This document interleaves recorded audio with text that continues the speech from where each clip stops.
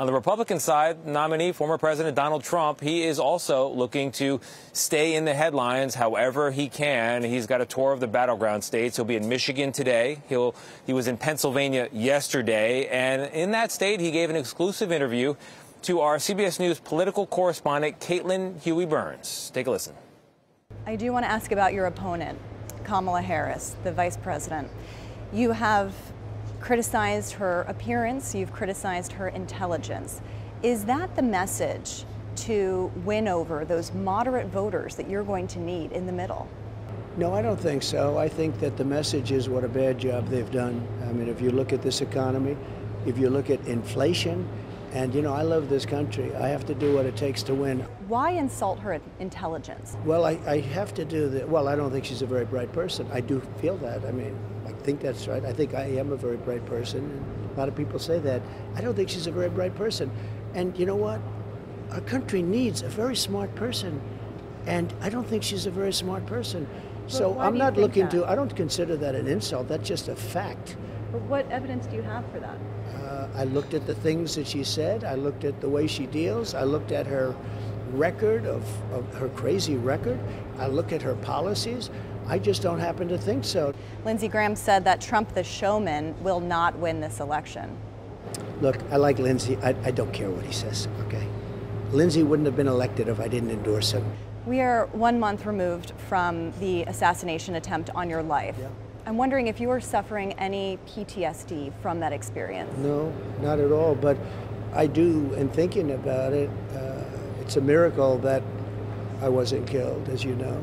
You saw the flight of the bullet and everything else. You saw, they say, an eighth of an inch away, an eighth of an inch. And there has to be a reason, and I do believe in God. I also believe perhaps God had a purpose that he wants to save this country. And I think that may have really been a reason. I want to ask you about the Supreme Court. Are you going to release a list of Supreme Court nominees that you would pick? Yes, I will. Anybody that's on that list right now? I'll be releasing it, I'd say, over the next 3 or 4 weeks. I think the Democrats should do the same thing. I think it's an important thing to do. I will be releasing a list over the next probably month or so.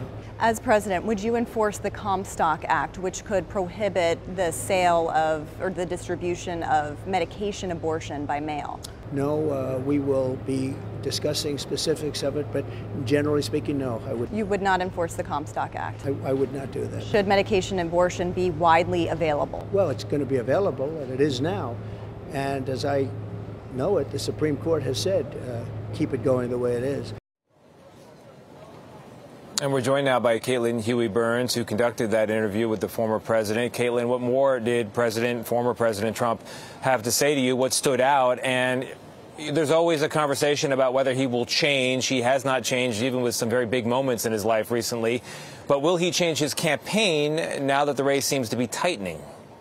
Yeah, good morning to you, Tony. That's exactly right. Well, one thing to note is Trump told me he has no regrets about Roe versus Wade being overturned. You saw last night that was a significant issue in this campaign. I also asked him about now he is the oldest candidate in this race. So would he release his medical records? And he said he would. He also thinks anyone running for president should have to take a cognitive test no matter their age. So we need to hold him to both of those pledges. But Tony, even as this race has changed significantly, even as the polls have tightened, as our own polls show, Trump told me he's not shaking up his campaign.